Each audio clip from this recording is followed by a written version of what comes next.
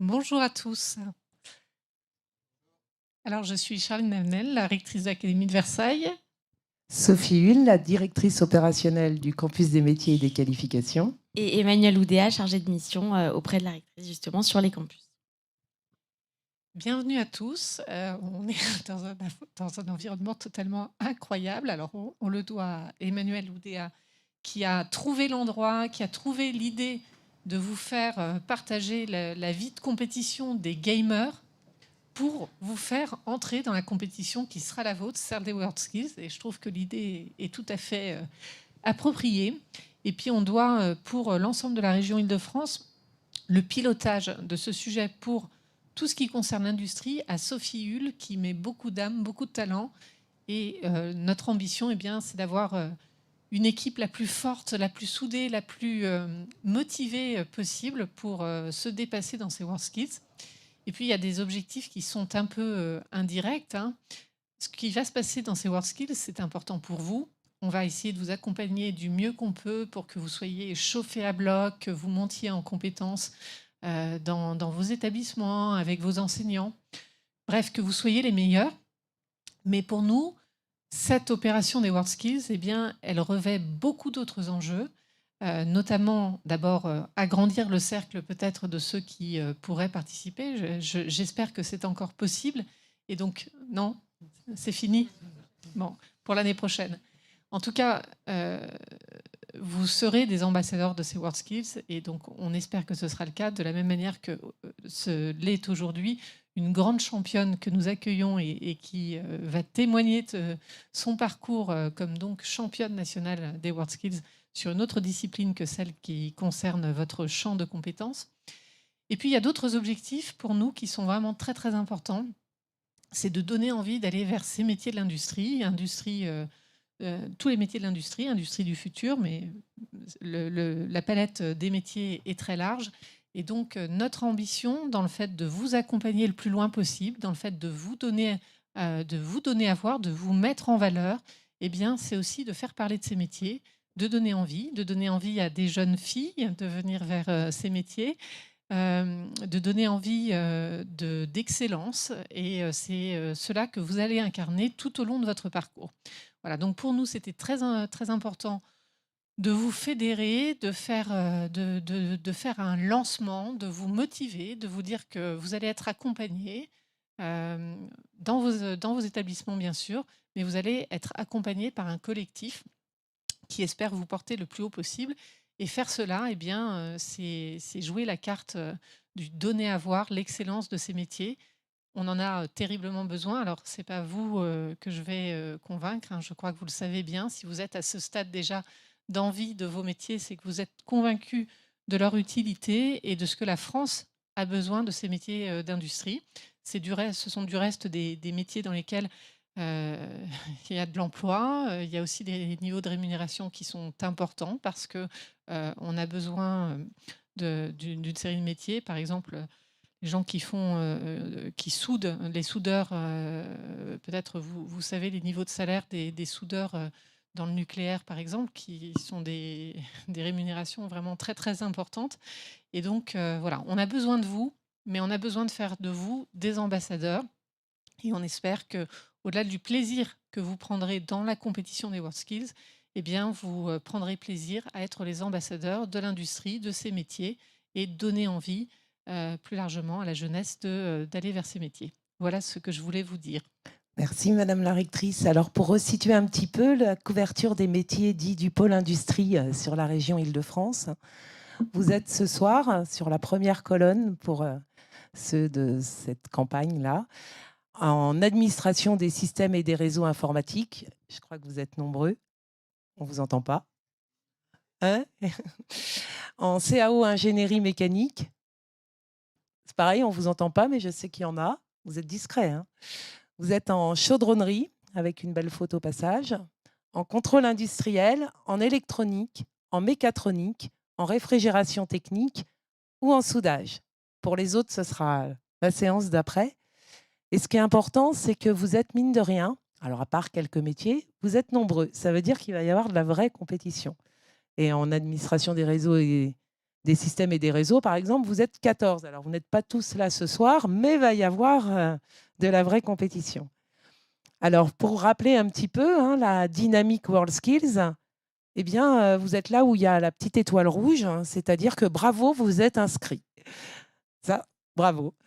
Mais on démarre par les sélections régionales. Et pour démarrer par les sélections régionales, ça veut dire que vous allez avoir une première phase de concours, de sélection, qui va se passer au premier trimestre 2023, un petit peu partout sur la région Île-de-France, dans des établissements, dans des entreprises, dans des centres de formation par l'apprentissage, dans un campus des métiers et des qualifications. En fonction de votre moment de finale, vous aurez du public. Madame la rectrice disait tout à l'heure, vous avez aussi une mission, c'est de nous aider à trouver plus de jeunes dans ces formations, de nous aider à ce qu'ils soient plus nombreux à la rentrée prochaine, pour la compétition WorldSkills, bien sûr, mais aussi plus nombreux globalement dans ces formations. À l'issue de la sélection régionale, eh bien, nous aurons des champions régionaux et ils pourront aller au national à l'issue de la finale nationale qui aura lieu en septembre 2023. Il y aura une équipe de France qui pourra aller poursuivre à l'européenne ou à l'international.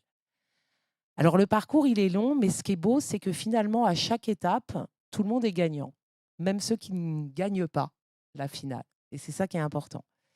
Alors, la compétition des métiers, c'est montrer votre excellence. C'est un accélérateur de compétences, on en a parlé, de carrière, de réseau. Et c'est pour la France, puisque la finale internationale sera en France, c'est la génération 2024. Donc, on est heureux de vous avoir ce soir. On est heureux de vous avoir nombreux dans les métiers. Tout le monde n'a pas pu venir, mais on espère qu'ils sont connectés et on leur fait un petit coucou. Et puis, on va accueillir avec nous maintenant Ambre. Ambre,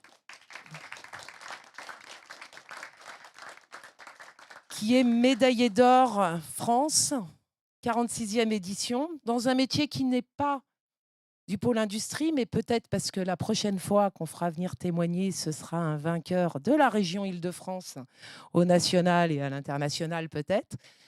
Elle arrive de Corée du Sud, où elle vient d'être dans une ambiance finale internationale à Shanghai. Elle va pouvoir nous en parler.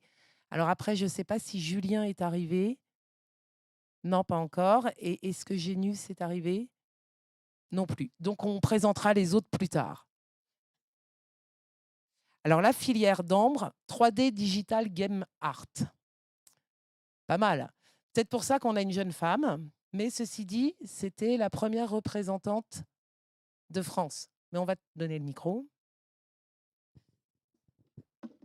Alors, bonjour à tous déjà. Je suis vraiment très heureuse d'être ici pour pouvoir témoigner de mon expérience de compétition. Je m'appelle Ambre, j'ai 23 ans. J'ai remporté la finale nationale en janvier 2022 dans le domaine 3D Digital Game Art.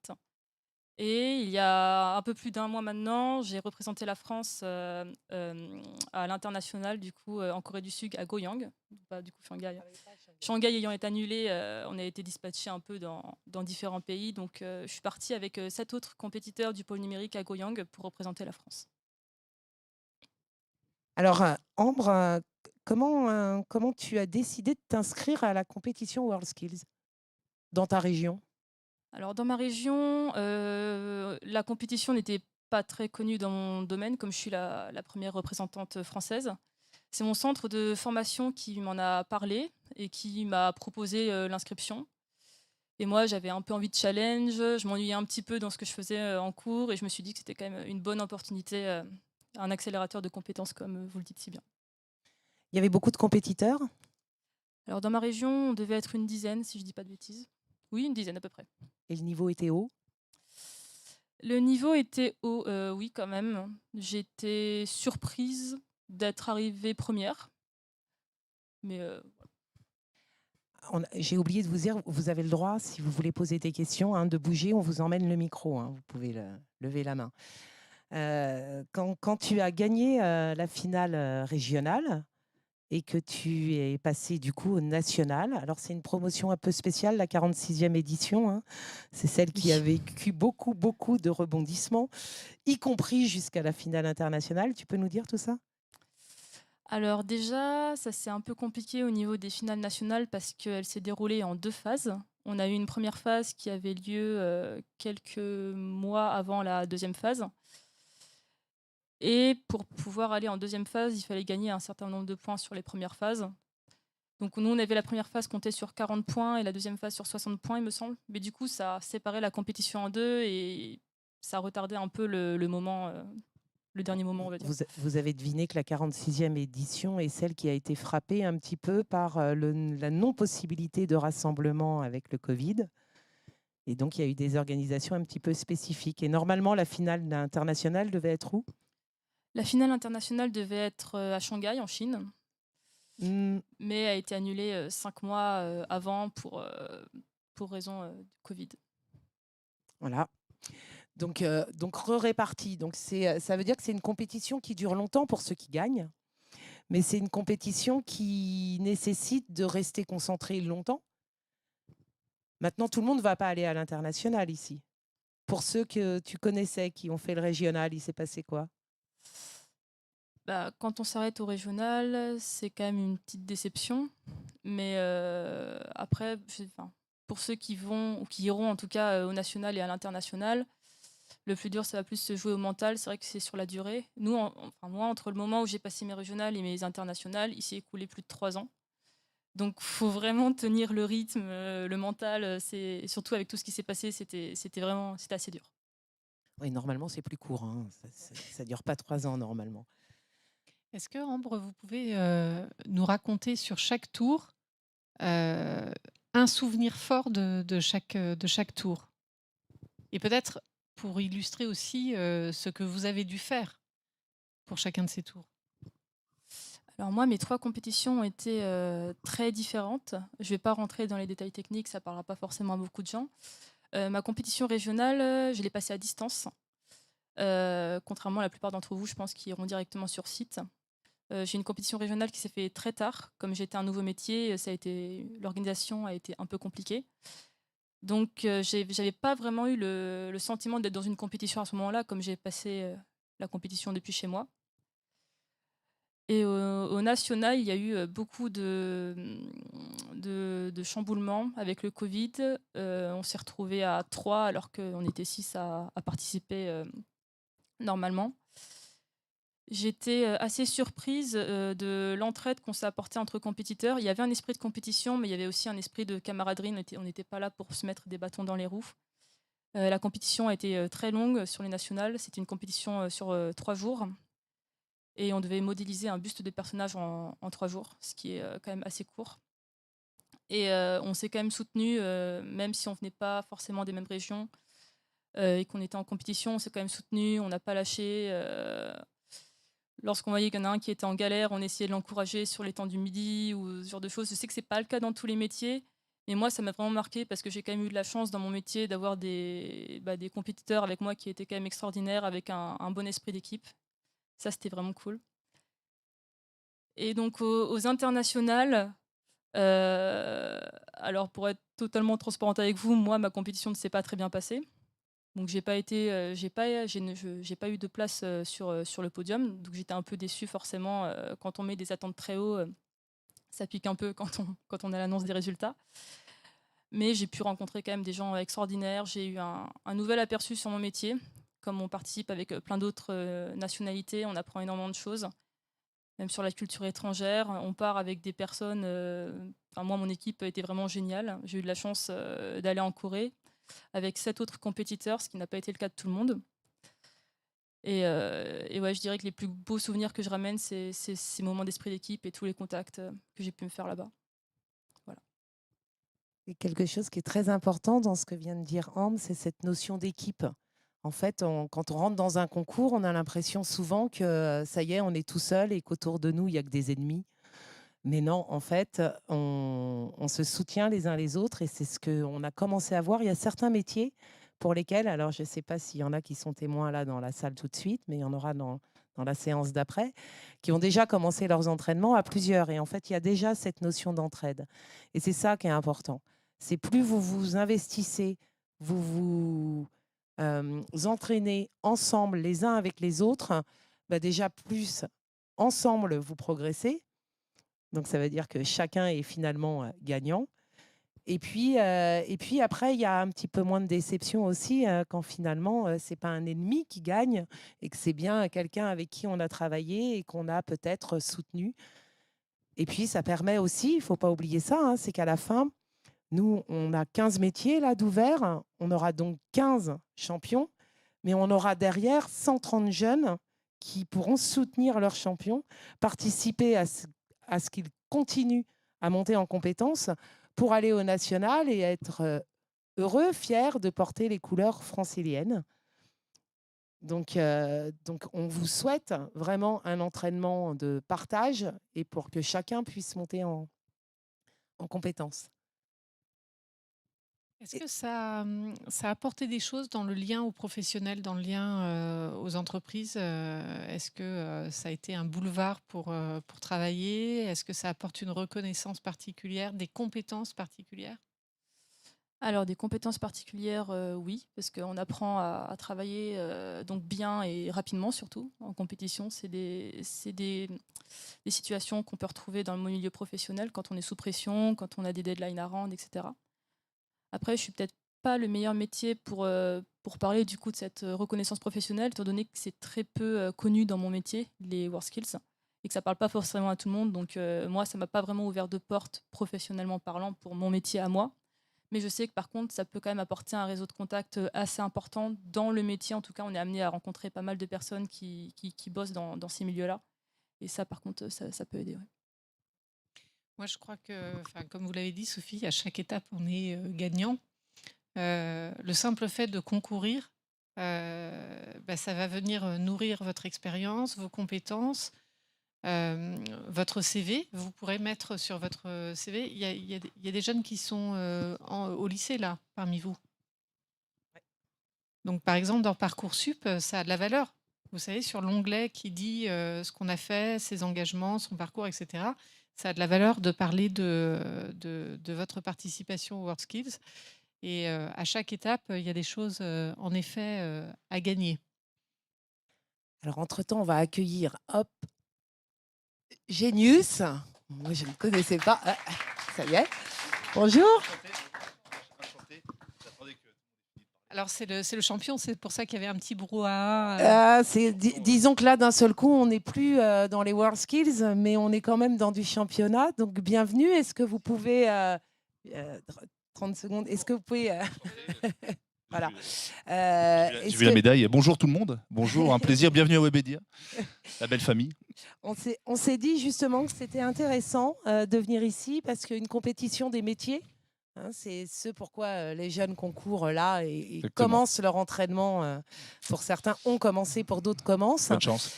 Et nous, on voyait bien un parallèle avec d'autres types de compétitions qui me dépassent pour ma part, hein, il faut être honnête, mais que j'ai bien compris que c'était maîtrisé par les plus jeunes, qui sont les joueurs professionnels, les gamers. Oui, hein, ça marche mieux que quand on s'annonce. Hein.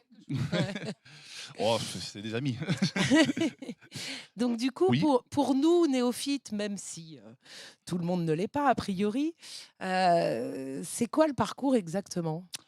Eh bien, bonjour déjà. Merci pour l'accueil. Oui, aujourd'hui, il existe quelque chose qui s'appelle l'e-sport. C'est tout simplement du sport avec du jeu vidéo, tout simplement quand on s'affronte sur du jeu vidéo console ou PC. Et moi, je suis e-sportif depuis très longtemps. J'ai 35 ans aujourd'hui, donc je suis plus tout jeune, pour un e-sportif évidemment, bien entendu. J'ai commencé à l'âge de 17 ans. J'ai eu la chance de pratiquer beaucoup le sport, de baigner dans le sport, parce que voilà, moi je m'appelle Norman Chatrier et mon grand-père était Philippe Chatrier, qui était le président de la fédération de tennis pendant 20 ans en France et 16 ans au monde. Et du coup, voilà, j'ai tout de suite été éduqué dans l'esprit de la compétition et du sport. Et à l'âge de 17 ans, parce que je suis passionné de jeux vidéo à la base, pas que, mais de jeux vidéo, j'ai découvert un monde de compétition vidéoludique sur les jeux d'affrontement. Pas dire jeux de combat, maintenant on dit jeux d'affrontement parce que c'est plus parlant. Et j'ai pu voyager dans le monde entier grâce aux jeux vidéo et grâce à l'e-sport et de devenir e-sportif et joueur de jeux vidéo professionnel, voilà, donc à 17 ans. Voilà. Merci. Bon, déjà, donc, je comprends un petit peu mieux. Puis en plus, on a dû écrire votre palmarès tout à l'heure. On s'est aperçu qu'il y avait quand même aussi beaucoup de compétitions et puis du Ouais. high level, là. Du high level, bah ouais, Alors moi, j'ai commencé la compétition aujourd'hui, ça a pris une ampleur totalement différente. Moi, j'ai commencé à l'époque, il n'y avait même pas YouTube. Certains jeunes doivent se dire c'est pas possible. Mais oui, j'ai commencé, il n'y avait pas YouTube et j'ai voyagé à travers le monde entier. J'ai joué contre le monde entier. Et puis, c'est évidemment, quand on est e-sportif, on ne se rend pas compte. Je sais que c'est un domaine qui est encore, qui est encore un peu connu pour certaines personnes. Ça demande autant de sacrifices, autant de discipline que le sport. Moi, je vous dis, j'ai fait beaucoup de football, j'ai fait beaucoup de tennis. Et j'ai pu comparer les deux et j'ai dû m'entraîner, j'ai dû sacrifier beaucoup de choses. J'ai dû évidemment renoncer pas à mes études, mais à la carrière entre parenthèses, que je devais être musicien, je devais partir aux États-Unis pour faire une école de musique qui s'appelle Berkeley, et j'ai dû renoncer à ça pour devenir e-sportif professionnel et m'entraîner comme un sportif traditionnel. Donc voilà, beaucoup d'heures d'entraînement, beaucoup de voyages, beaucoup de sang, de sueur, de larmes et de joie, et de tournois remportés quand j'étais un peu plus jeune. Voilà, ça devient de plus en plus dur avec le temps, avec un enfant plus un travail, mais on essaie de rester toujours dans le coup.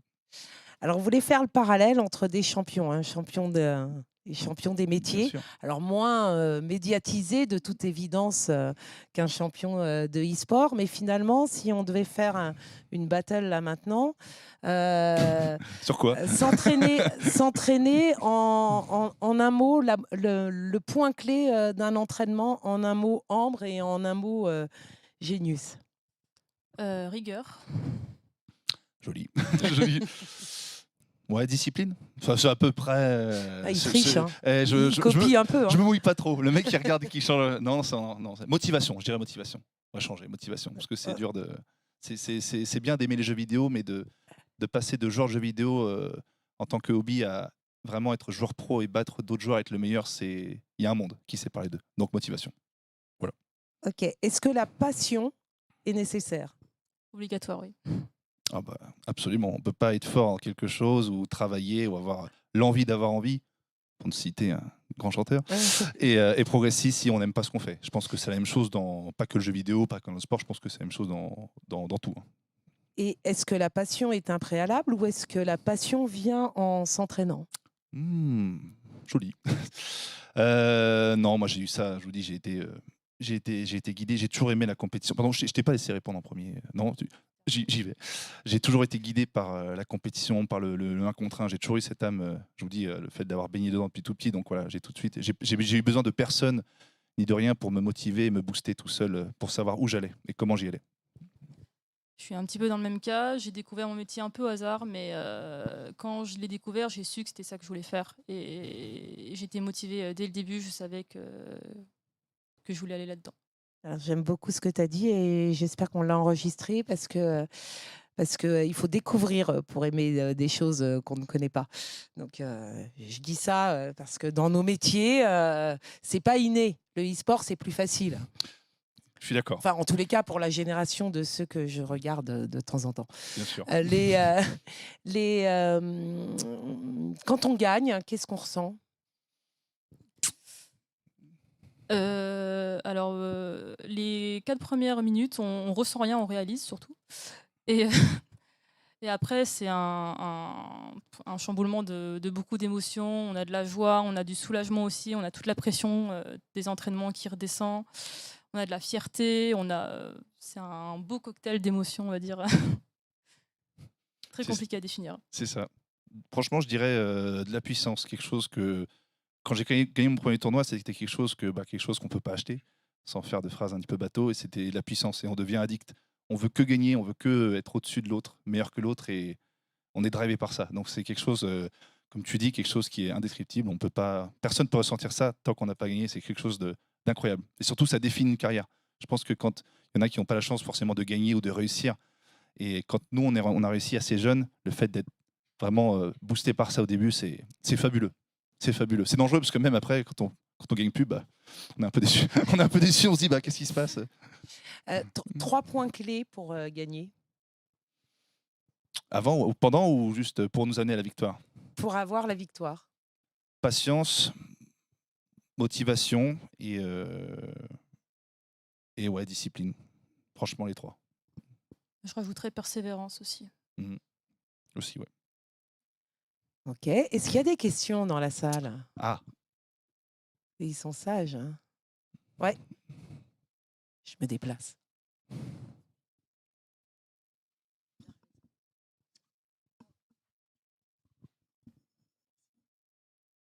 Bonjour. Moi, ce Bonjour. serait plutôt une question pour Ambre. Ambre. Pardon, excusez-moi, j'ai oublié.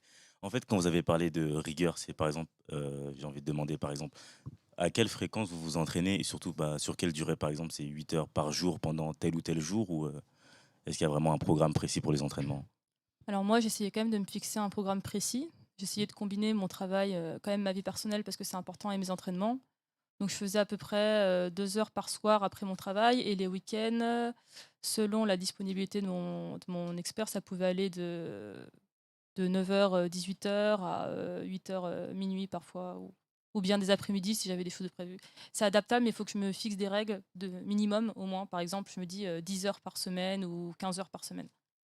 Et après, si jamais j'ai la motivation et que j'ai le temps, je pousse plus loin. D'accord, merci.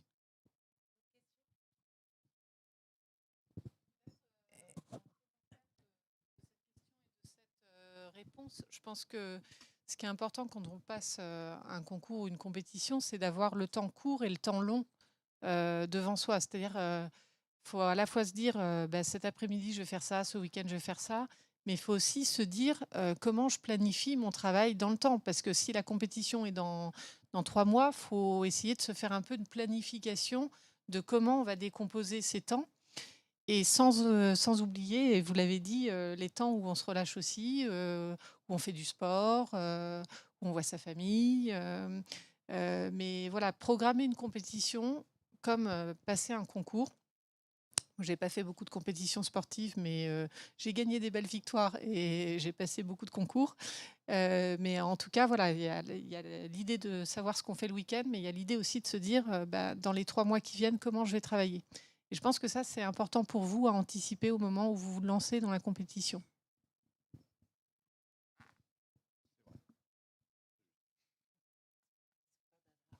N'hésitez pas, on est là pour ça.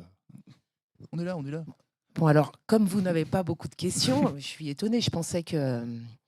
On impressionne, hein, on impressionne je les pensais gens. que ça allait provoquer un petit peu.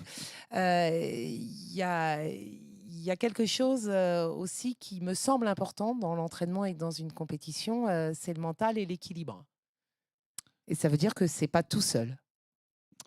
Je te laisse répondre en premier, bien sûr. Non, je trouve que c'est quand même c'est très important de ne pas rester seul dans ses entraînements. C'est important d'être soutenu soit par ses amis, soit par sa famille. Moi, j'ai eu de la chance d'avoir un expert, donc un entraîneur exceptionnel qui m'a pas lâché d'une semelle pendant tous mes entraînements. J'ai ma famille qui comptait beaucoup sur moi. J'ai eu des amis aussi qui m'ont soutenu. Et je trouve que c'est quand même important pour garder le moral et la motivation. Ton entraîneur, c'était un enseignant ? Ouais, c'était un enseignant, oui. Qui n'était pas de ma région, mais on arrivait à mettre en place des petits entraînements à distance. On a toujours réussi à se débrouiller. Écoute, moi, c'est tout le contraire. C'est tout le contraire. Pourquoi? Parce que déjà, je viens du jeu vidéo. Alors, comme je vous l'ai dit, moi, je devais être pianiste, j'ai passé des concours. Du coup, je me suis battu contre mes parents. Voilà, quand j'ai annoncé ça, ma mère, c'était son rêve que je devienne musicien. Et donc, on l'apprend quand on lui dit évidemment qu'on va être e-sportif. Il y a de ça 17 ans où c'est un métier on va dire, plus qu'inconnu. Donc, je me suis battu contre ma mère, je me suis battu contre beaucoup de gens. C'est pour ça que j'ai réussi très vite à faire de la télévision pour combattre l'image du genre de jeu vidéo. C'est encore le cas aujourd'hui, hein, l'image du mec associable qui parle pas, que le jeu vidéo est dangereux. Donc moi, je me suis battu contre tout le monde et j'avais pas d'encadrement. Donc en fait, j'étais seul face à moi-même et juste me dire, bah, c'est soit je gagne ou je gagne pas. Donc c'était très compliqué. Aujourd'hui, c'est différent. On a des entraîneurs, c'est cadré, c'est bien vu. Il y a des fédérations d'e-sport. Il y a le trophée des e-sport à la Paris Week avec les ministres. Mais moi, quand j'ai commencé, ouais, j'étais je suis pas le seul, comme beaucoup d'e-sportifs. C'est pour ça qu'il y en a plein qui n'ont pas pu continuer. C'est qu'on est tout seul et qu'on s'est battu contre les stéréotypes. Et voilà, ça a changé aujourd'hui. C'est encore mieux, mais voilà, on n'a pas eu. J'aurais aimé avoir cette chance et c'est pour ça qu'on a essayé de véhiculer une bonne image et de fédérer pour que les joueurs de jeux vidéo aujourd'hui soient plus à l'aise et soient mieux accompagnés. Comme je disais, mon grand-père qui a fait beaucoup pour le tennis, sans lui, le tennis ne serait même pas à la télévision. Donc on essaie de faire en sorte beaucoup pour que les sportifs du futur soient mieux encadrés. Mais c'est bien. Est-ce que vous trouvez qu'il y a des similitudes entre ce que vous dites et ce que vous percevez des métiers dans lesquels sont engagés les jeunes qui sont ici? Donc, principalement les métiers de l'industrie. Je ne sais pas si on peut remettre. Voilà, on est sur la colonne de gauche. Voilà les métiers qui sont représentés Qu'est-ce qui est beau ce soir. Entre l'e-sport et les métiers que je vois là? Bah, en tout cas, moi, je Entre- trouve que ce que vous Ouais. venez de dire Oui, sur le fait de faire connaître l'e-sport, bien sûr, le fait bien de sûr, faire connaître les métiers de l'industrie, bien sûr. le fait de montrer que il y a une réussite possible, qu'il y a un chemin, tout ça, me semble assez comparable. Je suis d'accord, je pense que les métiers de l'industrie sont pas assez mis en avant.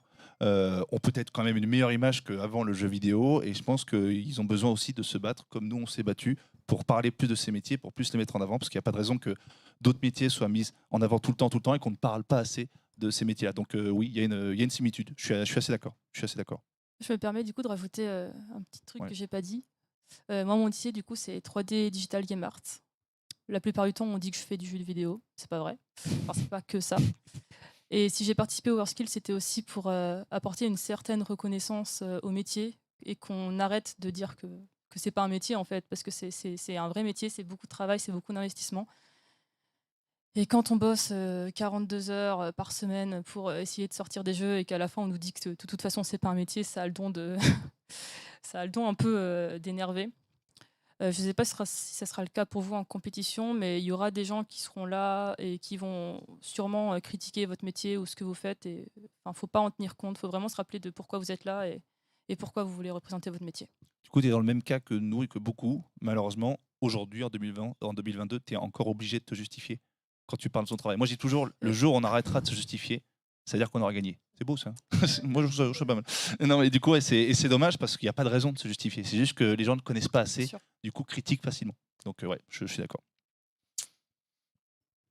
Alors, je ne sais pas si ça a fait écho dans la salle. Je ne sais pas si ça a fait écho dans la salle, mais il y a des métiers qui sont là tout de suite représentés. Et chaudronnerie, par exemple. Ça fait partie des métiers où les gens ne savent même pas ce que c'est derrière. Et puis, il y a eu des très belles vidéos. Hein. Il y a beaucoup de choses qui sont faites pour essayer d'expliquer quel est ce métier. D'ailleurs, Mais- on va demander si vous savez ce que c'est la Je- chaudronnerie. J'étais en train de me dire, non, je ne sais pas. Alors, j'ai des idées, mais je n'ai pas envie de dire de bêtises, donc Non, expliquez-moi. ils ont l'habitude est-ce qu'un d'entendre des élève- bêtises. Ouais, Est-ce mais- qu'il y en a Est-ce qui qu'un sont là en élève vient chaudronnerie nous- Je suis en train de me présents? dire. Il y a d'autres métiers, même, je me pose des questions. Alors, J'ai vu qu'il y avait de la CAO, mais on va en parler après. Il y a quelqu'un en chaudronnerie? Non? Sophie, Ah, est-ce que vous non. pouvez expliquer Oui. la chaudronnerie Alors, d'aujourd'hui? Parce que chaudronnerie- la chaudronnerie souffre de son nom. On a l'impression parfois, C'est chaudron. parfois on se dit c'est Pas du tout. c'est des sorciers. Mais en fait, ce qui serait mieux, c'est d'en faire parler des professionnels qui sont là. La chaudronnerie, Il y en a ici? c'est de l'art. Et le problème d'ailleurs, c'est que beaucoup de jeunes qu'on forme en chaudronnerie ou de moins jeunes, après en font un métier artistique. C'est très bien, ils ont raison. Mais on en a besoin aussi pour pouvoir faire des pièces artistiques, soit, mais indispensables dans l'aéronautique par exemple, dans le spatial, dans le nucléaire, etc. Maintenant, il y a Gilles, donc il pourrait peut-être plutôt en parler mieux que moi.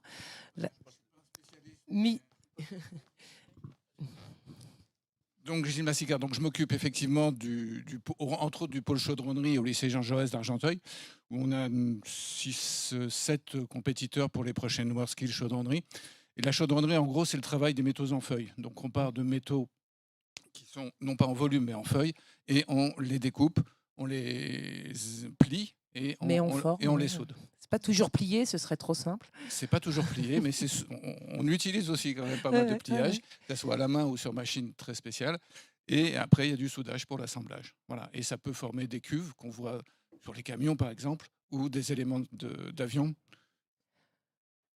Très utilisé aussi donc dans le nucléaire, dans le spatial, dans l'aéronautique, tout à fait, et oui. pour des pièces voilà, de grande dimension, en feuilles, mais étanches, etc. Il y a c'est aussi cette notion, excuse-moi, effectivement de pression, de travail sous pression. Oui. Voilà. Donc, Et c'est des gens qui ont de l'or dans les mains, vraiment, vraiment. C'est avec le même genre de formation qu'on fait les soudeurs, dont on a aussi entendu parler, pour ceux qui écoutent un petit peu. On en manque tellement en France qu'ils seraient éventuellement responsables du retard de certaines centrales nucléaires. Non, mais on en manque de tous ces métiers-là. En fait, tous les métiers dont on parle ce soir, on en manque. Hein. C'est-à-dire qu'il y en a qui sont totalement inconnus, mais d'autres, même quand ils sont connus, que les gens n'appréhendent pas correctement. Donc on a vous ici... avez une idée sur les soudeurs des salaires Oui, oui, oui. Moi, je l'ai, mais est-ce que les jeunes, vous avez une idée du salaire mensuel d'un soudeur en nucléaire Ou aéronautique. ou en En aéronautique, oui, oui, ils Nucléaire, sont je crois que ça payés. paye encore un peu plus. Dites un chiffre. Dites un chiffre en mensuel. 40 000 euros par an, ça fait un petit peu moins de 4 000 euros par mois. Eh bien, ça peut aller pour des jeunes, ça peut aller de 10 000 à 12 000 euros par mois. Alors, pas débutants, les jeunes. Hein. Il faut quand même qu'ils aient déjà fait un peu leurs preuves. Mais... Ah, mais non, mais moi, plusieurs fois, j'ai dit que j'allais me reconvertir. Hein. Il n'est pas trop tard. Pareil, hein. Si on touche 1 000 euros, on est content. Mais bon, Non, pour faire un bon soudeur, il faut quelques années d'expérience. Oui, voilà, c'est ce que j'allais dire. 10-12 000, c'est pas les débutants, hein, attention. Hein, c'est quand même des bons soudeurs. Vers 35 ans. Oui, c'est à 35 ans sans aucun problème, à condition qu'on soit bon. Et donc voilà. Donc oui, on peut tous se reconvertir. On a encore un petit peu de temps avant la retraite pour changer de métier. Il y a d'autres métiers. Alors je suis désolée, hein, mais c'était évident que j'allais le faire. On a un métier qui est fortement représenté là, c'est CAO, ingénierie mécanique. Donc je vais vous entendre faire un petit peu de bruit. Et puis ce qui est important, c'est qu'on a une jeune femme qui est là et qui concourt. Et ça permet de faire un petit rebond sur le fait que oui, il y a des femmes dans l'industrie, mais il en faut beaucoup plus. Et est-ce que vous, les jeunes, et là je vais vous entendre répondre, hein, est-ce que vous, les jeunes, les garçons, est-ce que vous pensez qu'il pourrait y avoir plus de jeunes filles dans l'industrie, dans vos métiers, dans vos formations? Est-ce que vous pensez qu'elles sont aptes à le faire?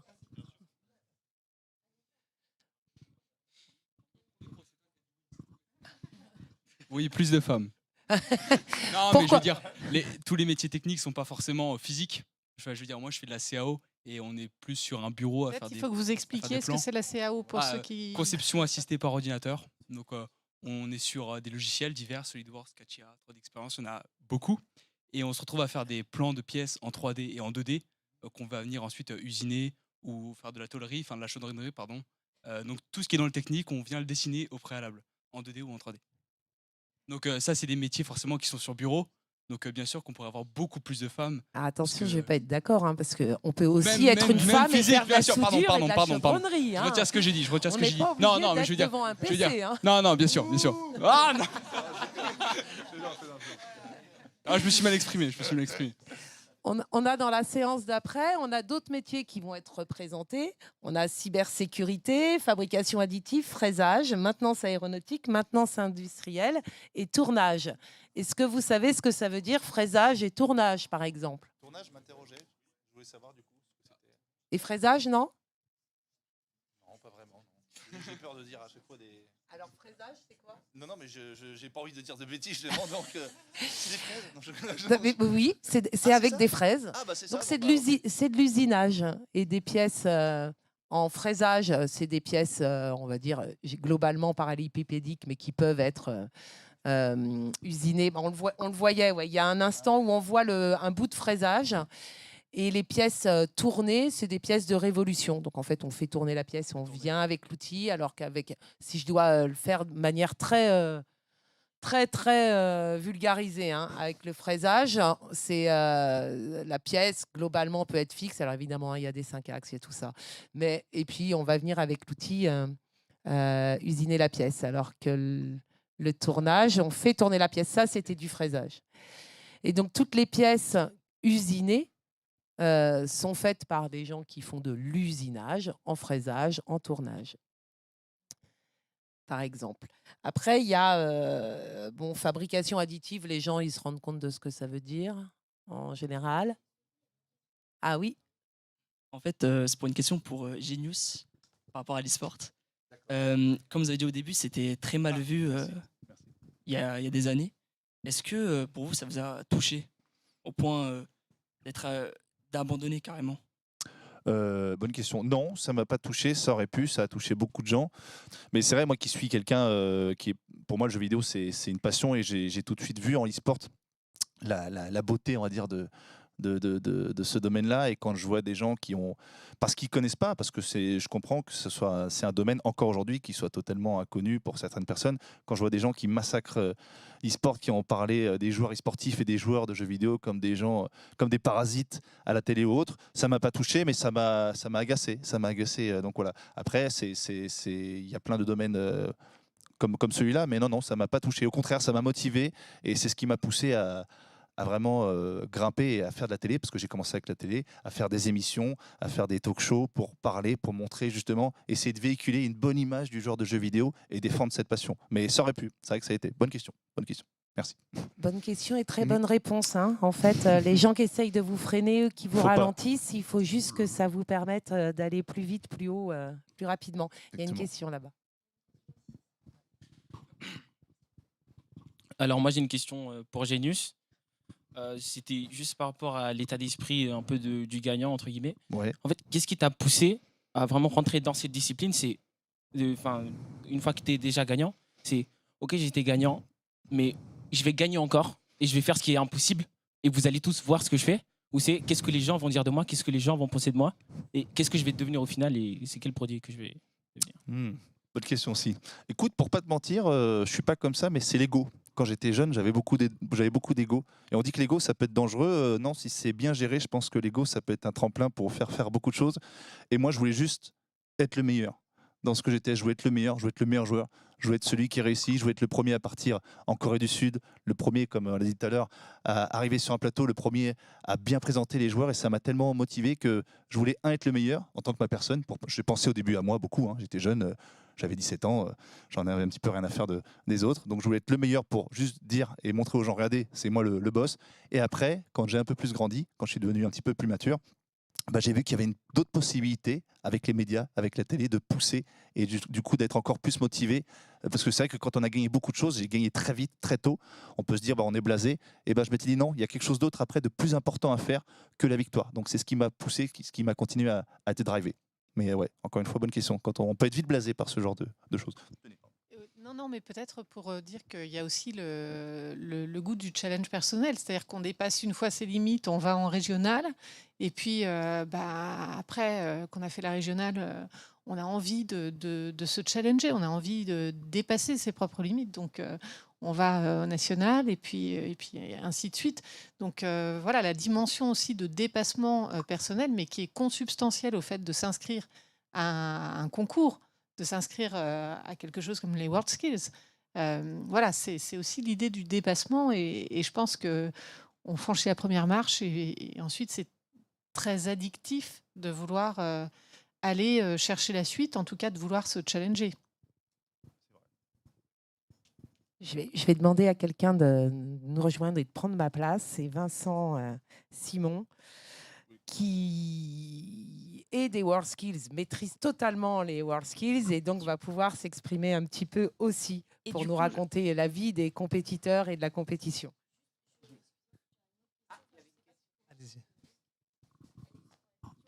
Pardon, excusez-moi, j'ai encore une dernière question. C'est pour tous les deux justement en même temps. Est-ce que vous sentez, par exemple, par rapport à ce que vous faites, que vous lancez un nouvel élan dans la génération? Parce que, par exemple, vous, Genius, vous êtes gamer professionnel et Madame Ambre, vous êtes l'une des premières femmes, par exemple, à représenter la France à l'international, je pense, à World Skills. Est-ce que vous pensez donner un nouvel élan à une nouvelle génération et pousser peut-être ceux qui vous regarderaient ou vous suivraient dans vos exploits? J'espère, oui, en tout cas. J'espère que ça va donner l'envie à d'autres femmes, notamment, de participer, de s'inscrire dans ce genre de compétition, de tenter certains métiers du pôle industrie numérique, notamment, où effectivement il y a encore trop peu de femmes. Donc oui, j'espère que ça va donner de l'idée à plusieurs personnes.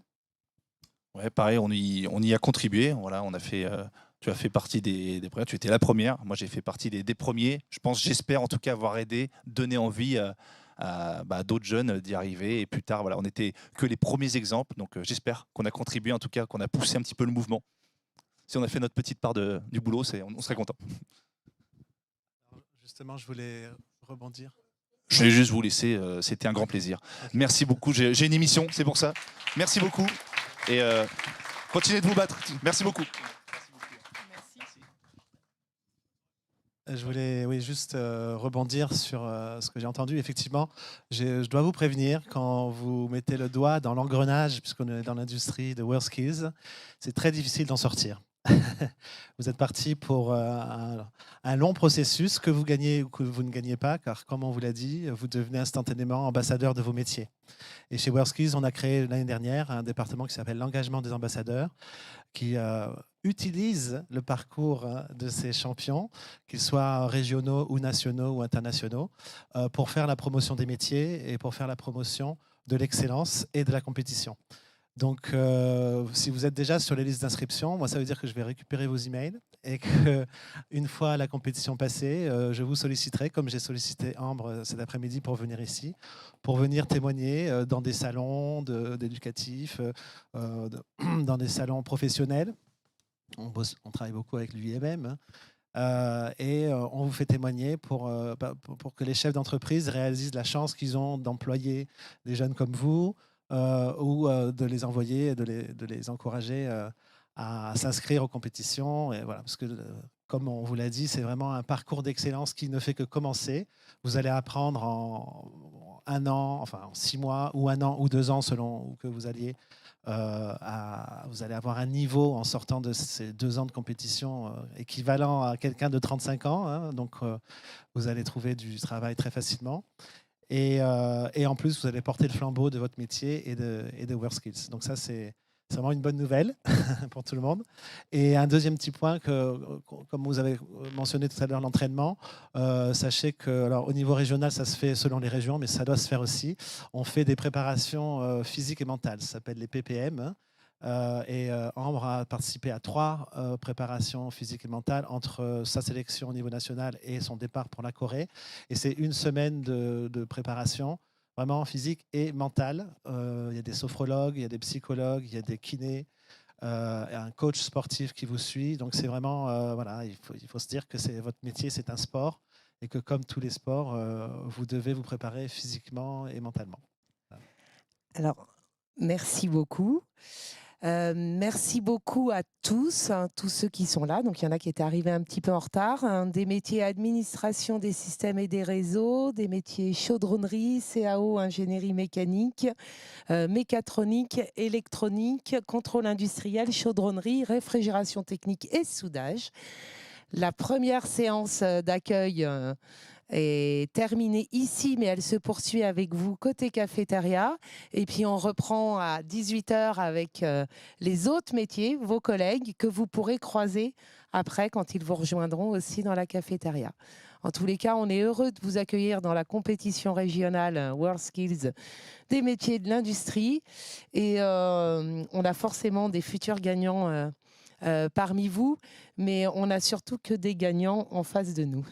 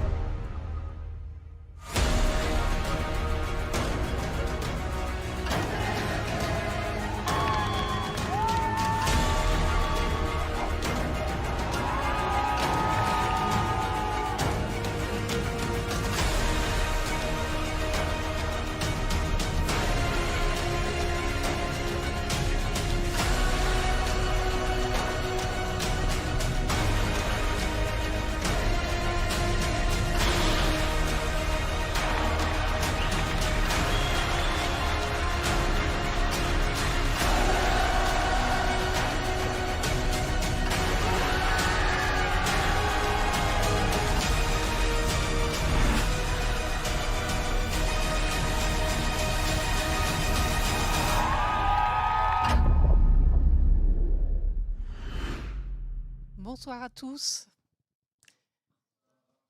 Merci d'être venus jusqu'ici. Pour certains d'entre vous, c'est tout près. Je pense notamment aux jeunes qui viennent de Nanterre.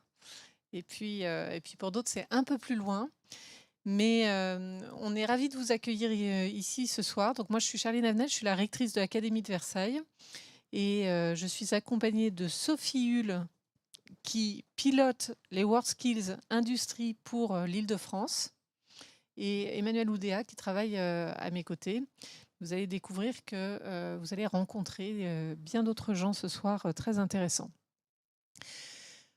Faire cette soirée ici, c'est vous dire que vous êtes en train de vous engager dans une compétition exceptionnelle qui va peut-être vous porter du niveau régional au niveau national, peut-être au niveau international, et qui va faire cultiver chez vous le goût de la compétition et la valorisation des métiers auxquels vous êtes en train de vous former. Donc c'est une aventure assez exceptionnelle dans laquelle vous engagez.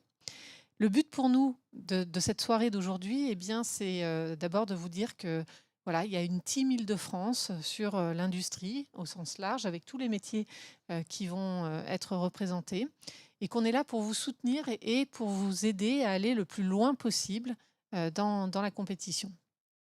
Vos professeurs vous aideront, mais sachez que voilà, il y a au soutien beaucoup de gens qui vous regardent et qui vous attendent dans cette compétition. Et puis, vous engager dans cette compétition, c'est la meilleure manière pour nous de donner à voir les métiers de l'industrie, de les faire connaître, de montrer les parcours d'excellence auxquels vous êtes en train de vous destiner. Et déjà, s'engager dans la compétition, c'est affirmer son excellence et son envie de compétition. Et donc, ce qu'on a voulu faire ce soir, c'est engager ce collectif de ceux qui représenteront la région Île-de-France, de ceux qui concourront, et ainsi faire de vous peut-être des ambassadeurs des WorldSkills. Quelqu'un en parlera bien mieux que moi, mais en faire surtout des ambassadeurs de vos métiers, parce que l'industrie a besoin de vous. Les métiers de la cybersécurité également, c'est probablement dans ce groupe ici qu'on trouvera quelques représentants de la cybersécurité. Et donc voilà, la France a besoin de vous, mais parce qu'elle a besoin de vous, on a besoin de donner envie à des plus jeunes que vous d'aller vers ces métiers. Et donc la meilleure manière de le faire, c'est de donner à voir les métiers. Alors aujourd'hui, on est dans un lieu qui est assez incongru peut-être à vos yeux, qui est Webmedia. On a un gamer qui est venu nous parler des compétitions de e-sport précédemment. Donc il a dû repartir parce qu'il est allé faire une émission télé. Mais on pourra vous dire ce qu'il a dit au groupe qui vous a précédé. En tout cas, voilà, c'est une très jolie chose, je crois, de vous faire venir ici et puis de commencer à avoir cet esprit d'émulation. Et puis je vais donner la parole à Sophie Hull qui va vous expliquer un peu plus avant ce qui va se passer ce soir et puis les échanges qu'on souhaite avoir avec vous. D'accord, merci Madame la rectrice.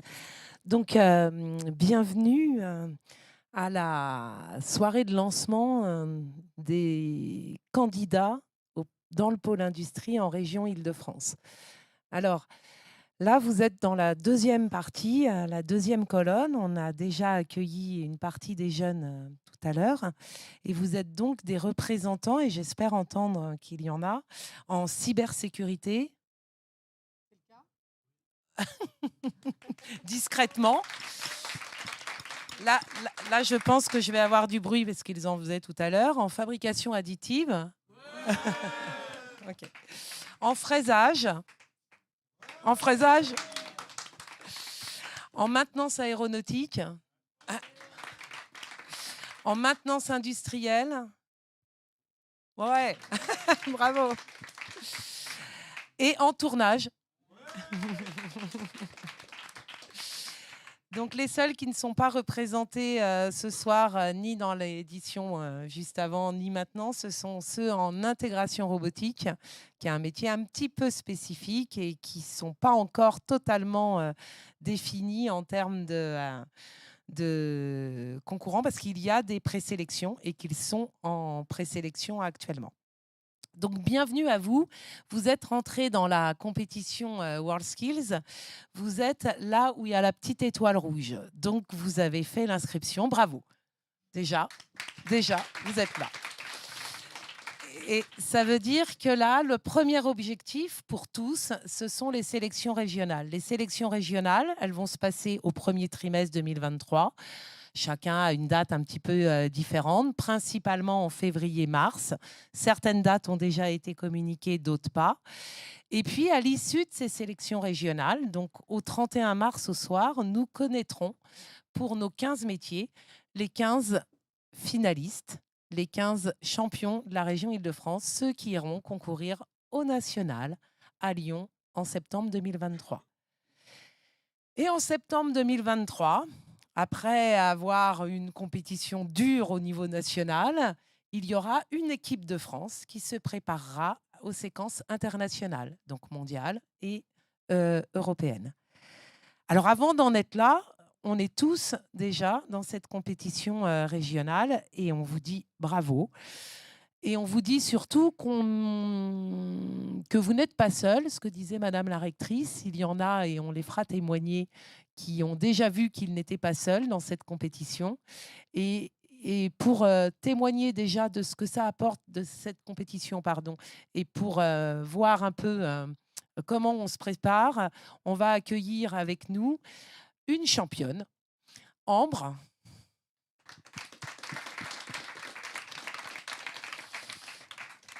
Ambre, qui est donc championne médaillée d'or France de la 46e édition, qui revient, on n'a pas profité de la pause pour corriger, qui revient de Corée et pas de Shanghai, et puis qui est dans le métier 3D Digital Game Art. J'aurais dû te laisser le dire en fait. Donc, est-ce que tu peux nous dire un petit peu ton âge, ton parcours, et puis cette compétition du début à la fin? Alors bonsoir à tous. Je m'appelle Ambre, j'ai 23 ans. Je suis championne de France WorldSkills 2022 dans la catégorie 3D Digital Game Art. Et j'ai participé il y a un peu plus d'un mois maintenant à la compétition internationale qui, pour ma part, avait lieu à Goyang en Corée du Sud. Alors, on va redémarrer tout au début. Comment ça se fait et comment tu t'es inscrite à la compétition WorldSkills? Alors, j'ai connu la compétition WorldSkills grâce à mes professeurs de mon centre d'information qui m'ont proposé d'y participer. C'était un challenge pour moi, ça me sortait un petit peu de mon quotidien et du coup, j'ai pas hésité. Je me suis inscrite pour participer au régional. Vous étiez combien dans ton métier en régional? Le régional, moi, pour la région Bretagne, on était une dizaine de compétiteurs à peu près. Et dans les 10 compétiteurs, donc une gagnante, toi, et les autres? Et les autres, ils n'ont pas gagné. Non, c'était le niveau était quand même assez élevé, enfin assez élevé. C'est rien comparé aux internationales et aux mondiaux, aux mondiaux et aux nationales. Mais non, c'était quand même c'était très intéressant. En plus, c'était des gens plus ou moins que je connaissais, donc c'était quand même assez sympa de se mesurer entre nous. Alors, en parlant de gens qu'on connaît et de se mesurer, comment est-ce qu'on aborde une compétition en régional avec des gens qu'on connaît? on se met en mode bataille et on se parle plus, on s'espionne ou on travaille en collectif? Alors, on aura envie de les exposer à la compétition, mais le mieux, c'est quand même de garder un esprit fair play, parce que c'est grâce aux autres qu'on va plus loin. Ça peut nous sauver la vie à plusieurs moments de la compétition. Donc garder un esprit fair play, entraînez-vous avec d'autres personnes aussi, parce que c'est bien de s'entraîner à plusieurs pour voir à peu près les niveaux. Entraidez-vous aussi, c'est utile quand on a des baisses de morale au niveau des entraînements, c'est important de pouvoir compter quand même sur les compétiteurs de son métier. Alors, tu viens de parler d'entraînement, ça veut dire que quand tu t'es inscrit, tu n'as pas attendu la date de la finale, tu as fait quelque chose entre les deux? Si j'avais attendu la date de la finale, je ne serais pas là aujourd'hui. Mais non, c'est quand même important d'avoir un entraînement régulier. Ne pas mettre sa vie personnelle de côté, parce que c'est quand même important de garder un peu de temps pour soi, mais avoir un entraînement régulier, se fixer un planning avec des échéances, c'est quand même important d'être assez organisé dans son travail et de s'entraîner surtout. Alors l'entraînement, j'imagine qu'il s'intensifie une fois qu'on est championne de sa région, mais même avant, même pour la compétition régionale, il y a besoin d'entraînement? À partir du moment où vous vous inscrivez, il faut vraiment prendre conscience qu'on va se mesurer à un niveau régional, on va se mesurer à un niveau national et on va se mesurer à un niveau international. Et les autres en face de vous, ils vont s'entraîner. Ils veulent gagner. Donc s'il n'y a pas d'entraînement, il n'y a pas de médaille. C'est pas possible. Ok. Il y en a qui ont envie de gagner dans la salle? Est-ce que on peut peut-être. Il y en a qui ont déjà commencé leur entraînement, visiblement. Ouais, C'est la team, j'allais. J'ai l'impression, oui, c'est à Douaneau. J'ai l'impression qu'à Douaneau, on a par ailleurs un super entraîneur avec un professeur qui est très motivé. Est-ce que c'est vrai, jeunes gens? Allez, venez témoigner aussi. Zia aussi. Venez.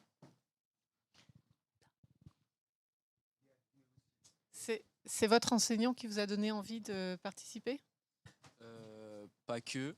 Il y avait aussi une envie personnelle afin de pouvoir de s'avancer par rapport aux autres, mais aussi afin de comprendre et apprendre. Moi, j'ai des questions parce que c'est un groupe un petit peu spécial. Tu es inscrit dans quel métier? On est inscrit en fraisage et tournage.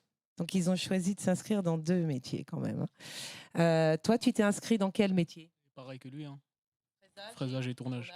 Et Zia? Fraisage et tournage aussi. Donc, ils ont choisi non seulement de faire une compétition WorldSkills, mais en vrai d'en faire 2. Alors, comment ça se passe, les entraînements, les jeunes?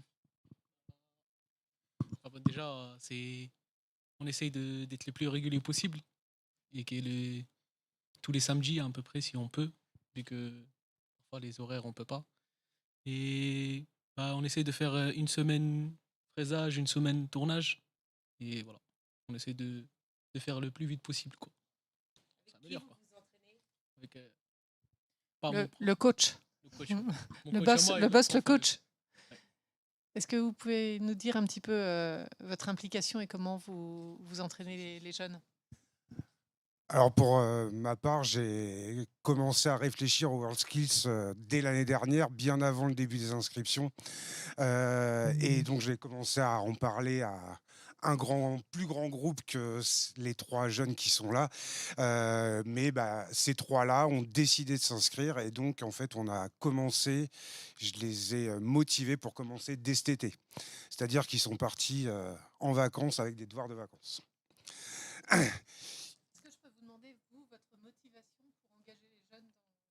Alors, moi, ma motivation, c'est que j'enseigne dans un métier qui est très peu connu. Ce que je veux, c'est le faire connaître au maximum. Et je me suis dit qu'en passant par ces compétitions, ça allait ramener du monde sur l'organisation du régional.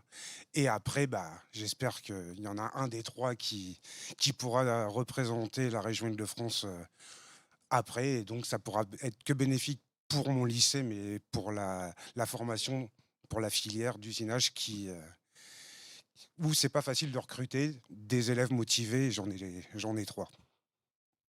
Et alors, l'entraînement? L'entraînement, c'est Je vais parler un peu de ce qu'on attend eux de la compétition WorldSkills, alors au niveau international, hein, mais c'est faire redessiner une pièce, faire la FAO, donc créer la fabrication par ordinateur qui va être faite traduire sur la machine, usiner la pièce, la faire bien sûr la meilleure possible dans les bonnes cotations et savoir la contrôler. Alors au niveau moi, je débute dans cette compétition-là, je la découvre, je connais les sujets internationaux, le niveau est très haut, donc c'est des élèves de bac pro. On a commencé par des petites pièces et puis on va élever le niveau au fur et à mesure. On va essayer d'arriver déjà dans les préparations sur des pièces du niveau national et en espérant qu'ils y arriveront, mais ils se donnent. Par contre, c'est sûr, c'est de l'investissement, je leur demande de venir travailler 4 heures en plus par semaine. Mais s'ils se sont inscrits, c'est qu'ils avaient la motivation et ils me le montrent tous les week-ends.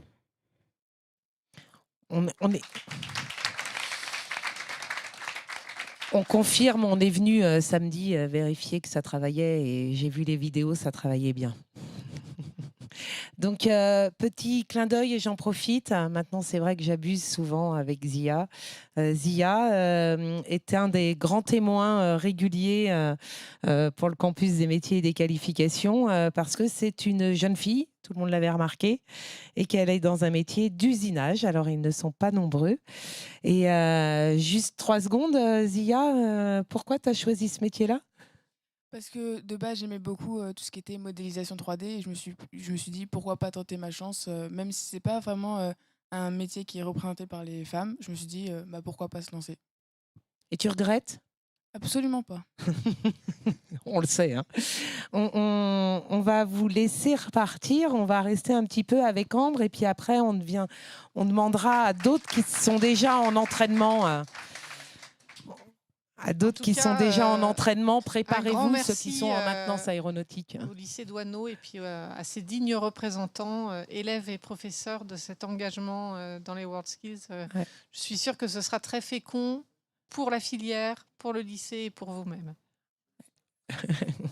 Alors Ambre, on a vu que là, ils étaient en entraînement collectif. Alors, on ne leur a pas posé la question, mais on le sait, ils pourront répondre quand même. Donc, on disait tout à l'heure, on travaille ensemble et pas les uns contre les autres. Ça, c'est que le jour de la finale. Ça, c'est tout le temps qu'il faut travailler ensemble. Oui. Pas uniquement le jour de la finale. Oui, en fait, avant, on travaille ensemble, on s'entraîne. Et le jour de la finale, on travaille ensemble ou pas ? Le jour de la finale, c'est bon. Il y a des métiers qui sont par deux, mais la plupart du temps, vous avez chacun pour soi. Là où il faut travailler ensemble, c'est plus sur le mental. Si vous voyez qu'il y a certains de vos collègues qui ont une baisse de mentalité, qui sont totalement en panique, c'est aussi votre rôle, on va dire, en tant que compétiteur, en tant qu'ami. Pas de lui donner les réponses, hein, évidemment, mais de le soutenir en tout cas. De lui dire de ne pas lâcher. Il y en a qui vont lâcher, il y en a qui vont craquer, ça c'est sûr. Ça arrive à chaque édition. Et c'est là où c'est important justement de pouvoir compter sur les compétiteurs qui sont avec nous. Je m'excuse de vous couper, mais Madame la rectrice nous quitte, donc merci beaucoup pour tout. On veut quand même vous remercier. Merci à vous tous. Et puis vraiment, on est avec vous à fond. Et voilà, on va vous suivre. Merci. Donc cette notion de collectif, elle est importante parce que tout seul, on va moins loin. Puis tout seul, on s'épuise. Et puis, cette notion de collectif, elle est aussi importante parce que même s'il y a une déception quand on ne gagne pas au régional, eh ben, il y a quand même quelqu'un qui gagne et il y a quand même quelqu'un qui va poursuivre. Et ça veut dire que cette personne, on doit pouvoir continuer à l'accompagner parce que ça va devenir de plus en plus dur au niveau technique, pointu, et puis de plus en plus dur au niveau mental. Tu peux nous parler de ça un petit peu, de la notion de mental dans la compétition ? Alors moi, c'est vrai que le mental, ça a été très compliqué à gérer pour moi. Donc mon édition WorldSkills 2022 a été une édition un peu spéciale, entrecoupée à cause du Covid. À 5 mois de la compétition, on a eu une annulation de la compétition donc de la part de la Chine. La compétition devait initialement se dérouler à Shanghai. Et on est resté à peu près 2 mois et demi, 3 mois, sans savoir si on allait y aller ou pas. sans savoir s'il y avait autre chose qui allait être prévu, sans savoir si on s'était entraîné pendant 3 ans pour rien ou pas. Et là, je vous avoue que le mental, il en a pris un sacré coup. On a eu quelques abandons, mais on est quand même resté soudés. C'est l'intérêt d'avoir une équipe régionale, d'avoir une équipe nationale. C'est qu'on se soutient les uns les autres et on n'a pas lâché. On a continué les entraînements, même si on ne savait pas si ça allait servir ou pas. Et au bout de 2 mois et demi, du coup, on a eu la réponse que la compétition allait quand même être organisée un peu différemment, mais allait quand même être organisée. Donc c'était un gros soulagement. Donc c'est vrai que niveau mental, ça a été une des passes les plus dures. On a eu aussi quelques problèmes donc national et international. On en a qui ont failli lâcher, qui ont fait abandonner. Mais c'est vrai que quand vous avez une équipe de supporters qui est là, qui se déplace, même pour certains dans d'autres pays pour vous soutenir, bah, vous ne pouvez pas abandonner. C'est pas possible. C'est une vraie compétition. Hein. Vous entendez cette notion de supporter et elle est importante. Hein. C'est-à-dire que on n'a plus Genius avec nous, mais en vrai, il y a une visibilité réelle, alors pas aussi médiatique que des compétitions de e-sport, mais il y a vraiment une pression, il y a une visibilité au niveau des entreprises, au niveau, on parlait de réseau aussi tout à l'heure, et puis il y a du coup besoin d'être entouré, d'être accompagné, pas que techniquement, bien sûr, avec des coachs, bien sûr, avec des spécialistes techniques, mais pas que techniquement. Dans ce que disait Genius aussi, qui était intéressant, c'était que lui, quand il s'était lancé en compétition e-sport, au début, ses parents, comme le métier n'était pas connu, parce que il n'est pas très âgé, mais il est un peu plus. Si, il est très vieux. Il a commencé à 17 ans et voilà, il a 35 ans. Donc, quand il a commencé, ce n'était pas très connu. Et en fait, ce qu'il disait, c'était que lui, en fait, ce qui avait fait qu'il avait aussi convaincu ses parents, parce qu'il devait être pianiste au départ, c'était que en fait il avait vraiment été excellent. L'excellence avait convaincu ses parents parce qu'en fait dans son métier il avait été excellent. Et donc ça aussi c'est intéressant, c'est que l'excellence c'est aussi un gage de crédibilité, de fierté, et je pense aussi le fait d'être entouré de gens qui sont dans les mêmes filières, qui comprennent et tout, c'est aussi un soutien peut-être à des moments où peut-être moins de gens qui savent moins après de quoi on parle, pour faire connaître son métier. Enfin, voilà. Alors après, aujourd'hui, vous êtes d'une génération où la notion de e-sport est connue. Et a priori, alors on est vraiment désolé, hein, mais il ne pouvait pas rester.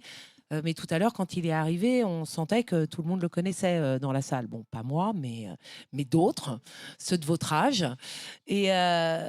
Et sauf que lui, quand il a commencé, c'était pas connu, ça n'existait pas, c'était pas reconnu, et il n'y avait pas ce suivi, ce public. Comme il le dit lui-même, quand il a commencé, il n'y avait pas YouTube. Alors voilà, on comprend que quand il a commencé, c'était pas facile. Et en fait, là, vous avez choisi vous des filières, des métiers. Vous avez gagné le gros lot en fait, hein, parce que vous avez choisi des filières, des métiers qui vont vous emmener vers des carrières professionnelles sûres, assumées. Vous pourrez d'ailleurs changer de voie régulièrement, mais en tous les cas, vous avez choisi des filières d'avenir. Sauf que c'est intimiste. Les gens ne savent pas que vous êtes rentré dans des filières d'avenir. Les gens ne savent pas que vous êtes rentré pour faire des belles carrières. Les gens ne savent pas que pour certains d'entre vous, vous allez très vite bien mieux gagner votre vie que celle d'autres personnes qui sont soi-disant dans des filières un petit peu plus jolies. Et ça veut dire que vous aussi, vous allez être porteur de ce flambeau, vous allez devoir vous battre pour faire reconnaître votre métier, pour faire reconnaître vos filières et pour qu'il y en ait de plus en plus, parce qu'on sait qu'on en manque.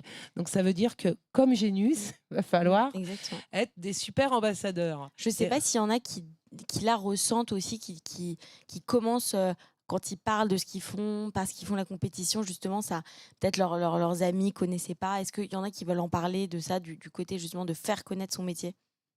Je ne sais pas si c'est votre cas, non? Vous n'en parlez pas?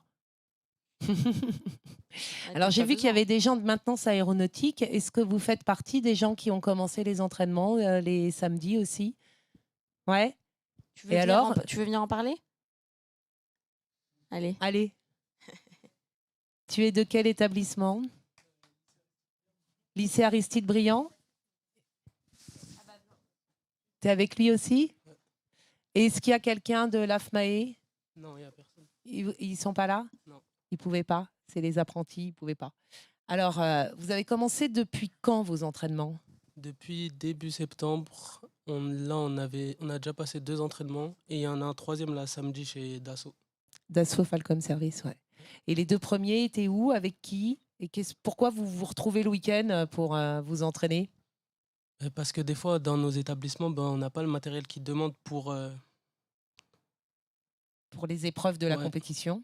ouais, pour les épreuves de la compétition, mais aussi pour qu'on se retrouve entre candidats et qu'on voit à peu près le niveau de chacun pour qu'on se place et on voit les différences. C'est de l'espionnage alors? Ça veut dire que là, quand vous y allez, vous regardez s'ils sont bons ou s'ils sont pas bons les autres? Exactement. Et alors? C'est surtout pour le matériel, parce que dans la maintenance aéronautique, on a amené à utiliser du matériel qui peut être très cher. Et nos lycées ne sont pas spécialement équipés. Et puis, ça nous permet aussi d'utiliser d'autres types de matériel, du matériel qu'on rencontrerait plus en compétition. Et l'intérêt pour nous de ces entraînements, c'est que la particularité de la maintenance aéronautique, c'est qu'on mélange 3 corps différents de la maintenance aéronautique. La partie avionique, donc électronique, la maintenance système, ce que je fais, et la maintenance structure, ce qu'il fait.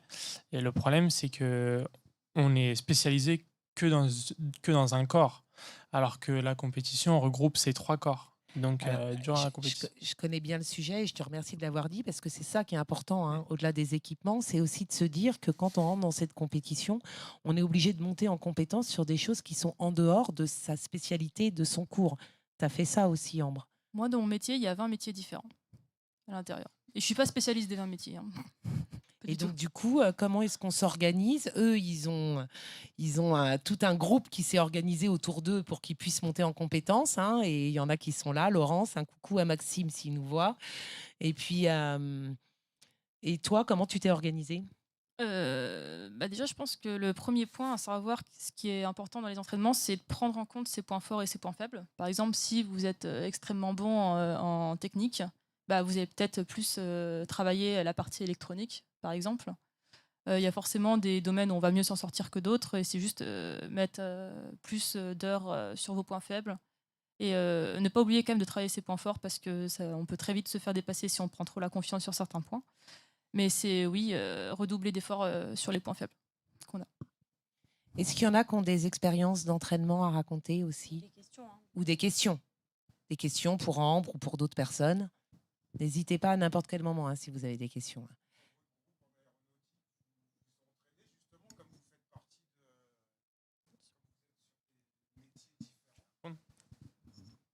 Déjà, juste au sein du lycée, comme il a dit, dans la maintenance, il y a 3 corps.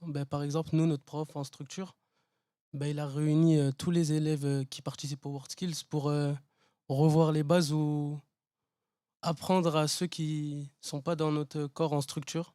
Et il y a aussi des autres entraînements qui vont être organisés par les profs de système. Et aussi, on est accueillis aussi chez Dassault, comme on l'a dit tout à l'heure, pour faire de l'avionique, parce que nous, dans notre lycée, il n'y a pas d'avionique. Ouais, par exemple, même sur les entraînements, si l'un a une difficulté, par exemple, nous, nos entraînements en structure, si, vu qu'il est en système, il rencontre une difficulté, mais moi, je peux venir pour l'aider ou l'inverse, quand on est en système. Alors, les questions de Vincent, elles sont importantes, et puis on voit qu'on se répète un petit peu de manière différente. Cette notion d'entraînement, d'une part, qui est importante, et d'entraînement collectif, parce que on avancera plus vite, plus loin, tous ensemble. Et puis surtout, finalement, concrètement, qui est gagnant à la fin de cette compétition? Vas-y. Nous. Tous? Ouais. Pas que celui qui va gagner. Non. Et c'est ça aussi qui est important. Hein. C'est quand on rentre dans une dynamique concours, et puis qu'on l'a fait vraiment, hein, cette dynamique concours, il y a une montée en compétences, il y a une visibilité, une montée en compétences de tous. Et en plus, il y a quand même, je pense, une fierté. Oui, ça c'est... quand vous montez sur scène, quand on annonce déjà votre prénom et que vous montez sur scène, c'est... On en parlait tout à l'heure avec Yunus, mais c'est indescriptible en fait. Ce qu'on sent. Les 4 premières minutes, on réalise juste, on se dit c'est pas possible, c'est pas possible, c'est pas possible. Puis quand tu as relu 4 fois ton prénom, tu finis par te lever et monter sur scène quand même. Mais non, c'est beaucoup d'émotions qui chamboulent. Il y a de la fierté, il y a de la joie, il y a du soulagement aussi après les entraînements que ça ait payé. Non, c'est vraiment c'est inoubliable comme moment, vraiment. Merci les jeunes. Est-ce que ceux de cybersécurité ont commencé à s'entraîner? Pas encore? En fabrication additive? Pas encore?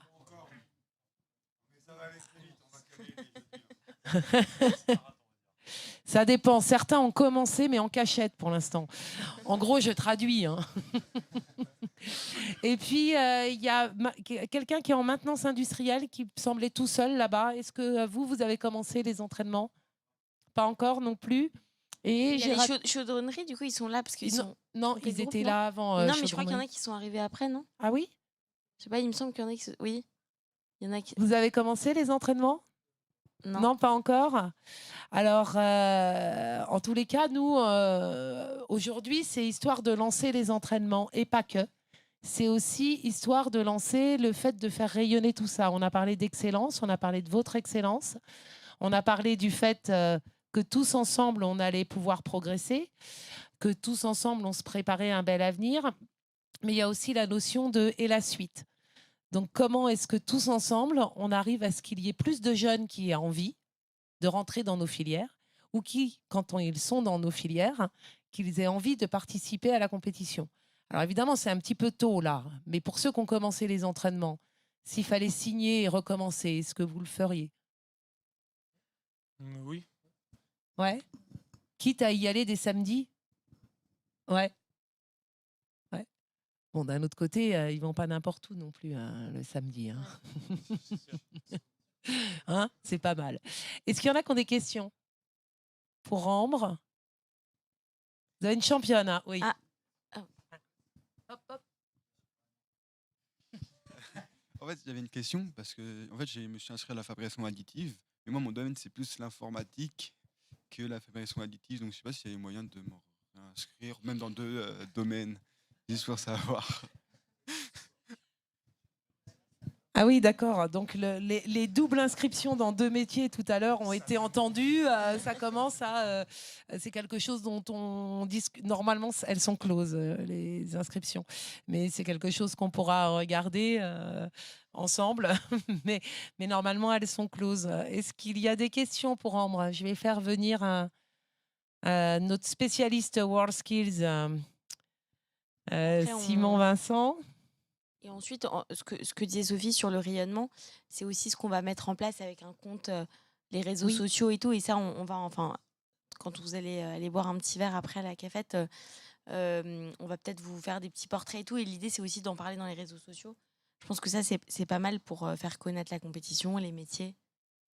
Nous, on est moins fortes que vous pour ça, je pense. Ouais. On est surtout beaucoup plus vieille que vous pour ça. Disons qu'on ne pourra pas faire croire qu'on est en lycée ou en DUT ou au CESI ou à l'IUT. Donc on a beau, hein, on pourra essayer le maquillage, ça ne marchera pas. Je vais demander à notre intervenant WorldSkills de venir vous dire quelques mots aussi sur la compétition. Je rebondis sur l'entraînement. Sachez qu'il y a des jeunes comme vous qui ont fait... Là, on commence le 47e cycle. Hein, et Ambre fait partie du 46e cycle. Et donc, il y a des jeunes qui sont arrivés au pied du podium au 46e cycle hein, en janvier et qui sont très frustrés. Et donc, ils sont encore assez jeunes pour avoir 23 ans en 2024, hein, qui est la règle pour tout le monde. Et donc, ils se sont déjà réinscrits, mais ils n'ont pas attendu les inscriptions pour s'entraîner. C'est-à-dire que depuis janvier, ils s'entraînent. Hein. C'est juste pour vous dire que vous risquez d'avoir des concurrents qui... C'est juste pour vous dire que la barre est haute, déjà au niveau régional, parce que je viens de recevoir le texto d'un boulanger, dont ce n'est pas votre domaine, mais dont c'est le cas. Lui, il était content parce qu'il vient de recevoir les sujets. Et donc, il s'entraîne depuis janvier en règle générale. Et là, en plus, il va pouvoir commencer à s'entraîner sur les sujets pour les sélections de fin février. Donc voilà, c'est pour vous dire que ne perdez pas trop de temps. Il y a du niveau déjà dans votre région. Ouais. Alors c'est quelque chose dont certains sont conscients et je sais que ceux qui sont très jeunes dans la compétition, parce qu'on en a, hein, qui sont en première, ils se préparent parce qu'ils veulent la gagner, cette compétition, mais si jamais ils ne la gagnent pas, ils savent qu'ils seront meilleurs dans l'édition d'après, Voilà. parce que justement, débuter très jeune, ça permet de... Un exemple aussi concret dans un autre milieu, le BTP, la peinture et décoration. On a Nancy Maury qui a fait partie, fait partie de la 45e sélection. Elle a gagné une médaille d'argent à Caen en 2017. Du coup, elle est partie dans l'équipe qui est partie aux Euroskills. Que la médaille d'or généralement part à l'international et la médaille d'argent part aux Euroskills. Donc avec les reports successifs, elle a fait son Euroskills en septembre 2021 à Grasse. Elle a eu une médaille d'excellence, mais entre-temps, elle s'était réinscrite et elle a regagné la médaille d'or au régional. Hein. Donc, elle faisait partie de l'équipe de la 46e cycle avec Ambre hein, et elle vient de gagner la médaille d'argent au niveau mondial hein, en peinture et décoration en Italie. Donc, elle a en tout 4 médailles, 2 médailles d'or au national, une médaille d'argent à l'européenne et une médaille d'argent au mondial. Donc, c'est ce que je disais tout à l'heure, quand vous mettez le doigt dans l'engrenage WorldSkills, c'est très difficile d'en sortir. Donc, la bonne nouvelle, c'est que même si votre parcours s'arrête au niveau régional, vous serez ambassadeur de votre métier, vous serez ambassadeur de WorldSkills. Moi, je vais récupérer vos emails et je vous solliciterai, comme j'ai sollicité Ambre aujourd'hui, pour participer à des réunions, à des salons où vous pourrez témoigner de votre parcours d'excellence parce que voilà, vous entamez aujourd'hui un parcours d'excellence. Rien que dans votre entraînement régional, vous allez apprendre 10 fois plus que si vous n'étiez pas inscrit. Et quand vous arriverez sur le marché du travail, vous vaudrez 10 fois plus aussi et vous serez 10 fois plus efficace. Donc, bravo. Merci. Je ne sais pas si vous avez regardé sur YouTube, il y a plein de vidéos sur les WorldSkills et sur les compétitions. On a choisi en introduction de vous en montrer une très courte, mais il y en a des un peu plus longues, mais très riches d'enseignements aussi et qui donnent un peu le frisson.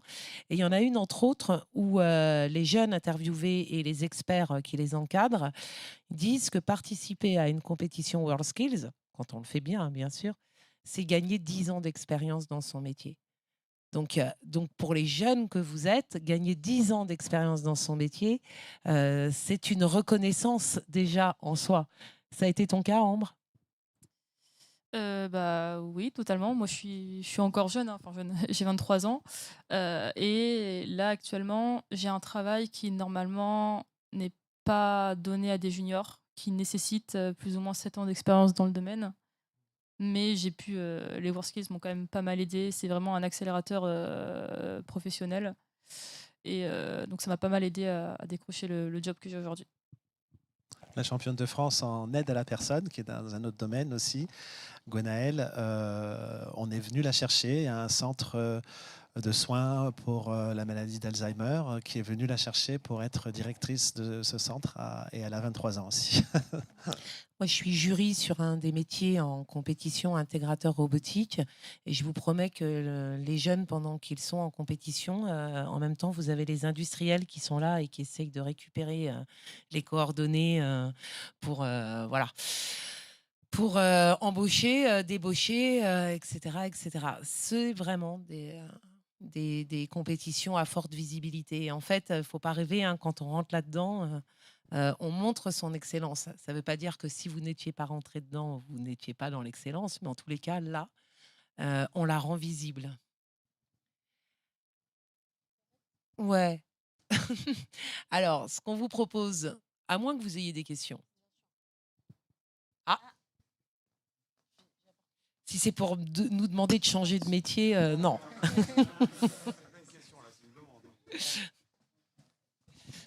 Vous aviez dit que justement cette compétition, elle nous permettrait d'ouvrir des portes pour des emplois que normalement les jeunes, on n'a pas par manque d'expérience. Est-ce que ce serait la même chose pour les universités? Par exemple, j'ai envie de faire une licence et plus tard un master, sûr. toujours dans la cybersécurité. Donc ce sera Bien possible. sûr, je vais vous redonner le même exemple sur un intégrateur robotique, là, en l'occurrence, parce que je l'ai vu, ça. Il y a la compétition, elle a lieu à plusieurs niveaux, là. Au moment des compétitions, il y en a qui sont au niveau Bac+2, d'autres au niveau Bac+3, d'autres au niveau Bac+5.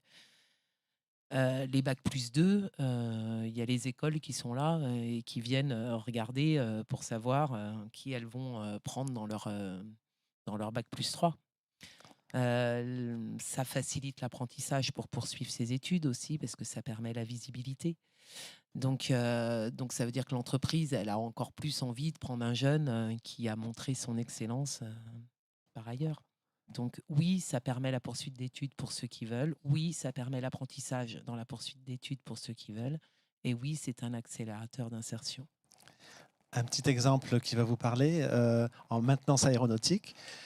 Solène Legendre est arrivée 2e au final national. Elle a la médaille d'argent. Donc c'est la vice-championne de France de maintenance aéronautique. Elle est de Bordeaux.